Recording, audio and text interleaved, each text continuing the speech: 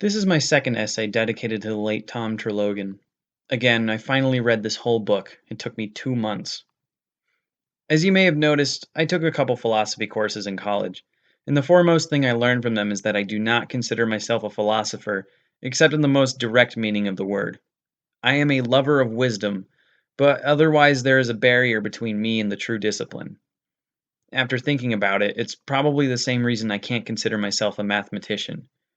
The rigorous way in which philosophy seeks to answer its questions is absolutely fascinating. Dialectical reasoning, sophistic argumentation, mathematical processes, and laborious logic are all brilliant ways to discover the absolute truths of the world that are unique to humans, and it's just as beautiful and puzzling as our abstract concept of number theory. The problem is that my mind in itself must grasp things in a different way, a way which can incorporate this type of analysis, but only on a rudimentary level. I'm just a little too sentimental. Reading Aristotle did not help me very much, I'm sad to say. If reading Plato was like going on a nice brisk jog, then Aristotle was like diving into an Ironman triathlon wearing lead shoes with no prior training. His writings spun circles around my head each day, and I simply did not have the energy to truly sink into his work. That being said, I came away with some observations, which is what I will be discussing here. I don't have much in the way of a thesis. Instead, I have three mini topics to wrestle with.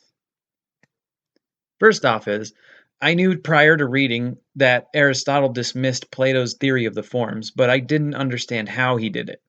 I wanted to dig deep and hash out the major differences between Platonic ideals and Aristotelian form theory.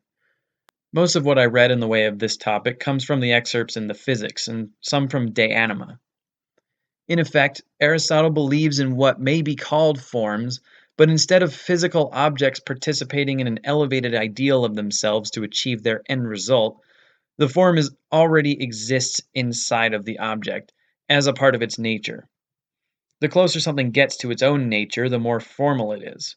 This is exemplified in the first states of certain objects. Aristotle considers this what we think of as the ingredients of an object. For example, in this case, think of a bookshelf.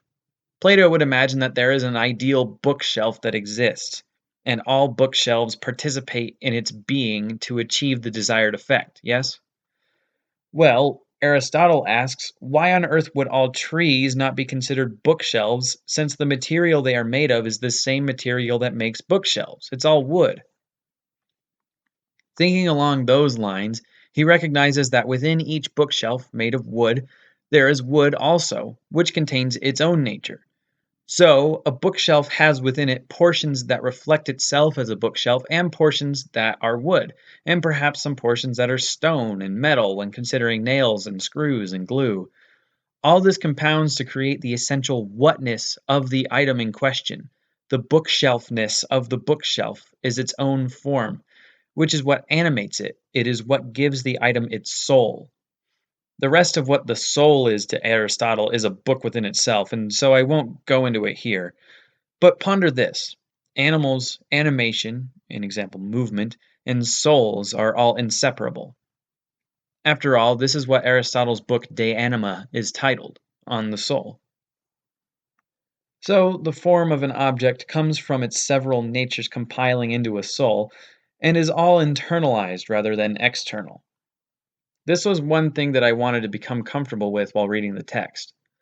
Alongside, it turns out that I had another question answered for me, which was a question that I didn't even realize I had. It's rather timely, I think, and so it may be one that you as well have wondered about recently. It has to do with the subject of metaphysics. Metaphysics is something that I, like most other people, have a minimal understanding of. Metaphysics in our day means something along the lines of portions of scientific inquiry that go beyond the typical scientific method.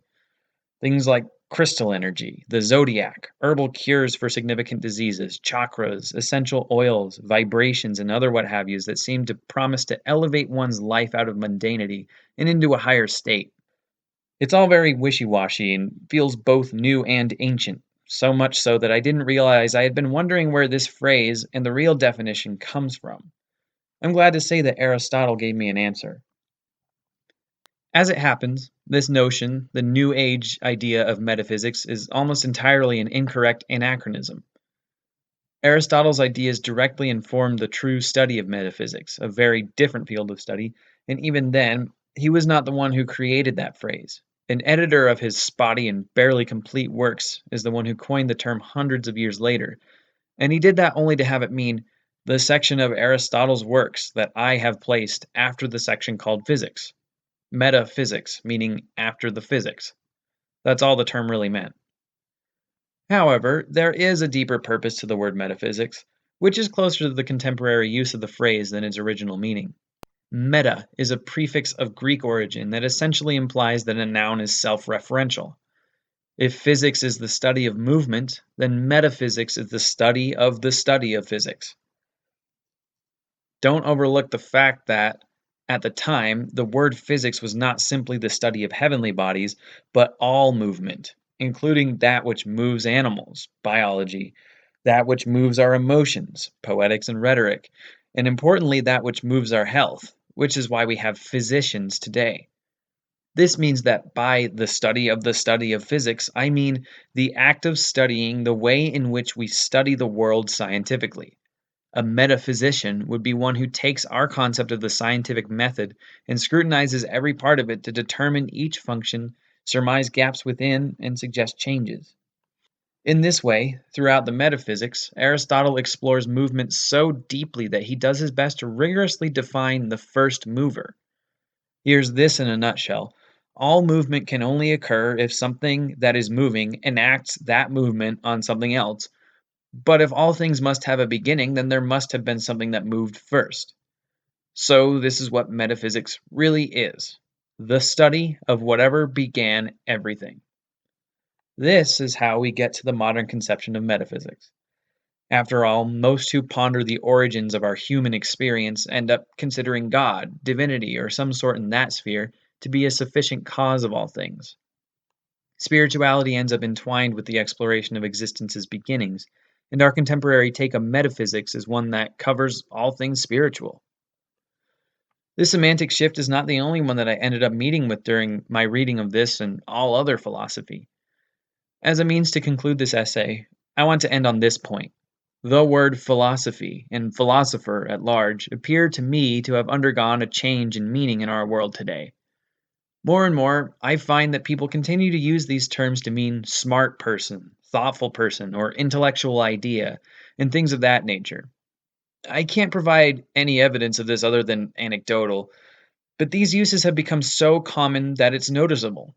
It appears that philosophy now is just another word for being smart. Truly, this is not the case. Intelligence as its own item is not and has never been the same thing as philosophy. Being a philosopher does not mean you have a high IQ, a terrible benchmark, anyways. All philosophy means, as I said in the beginning, is the love of wisdom. It is a practice that involves using as many tools as possible to discover the capital T truth, simply for the joy of one's own maddening curiosity. You don't have to be traditionally smart to be a philosopher. You just have to enjoy thinking hard. In this sense, perhaps I shouldn't be so quick to say I don't tick the boxes. Thanks for reading this one. The next essay is a bit of a surprise, so watch out for it.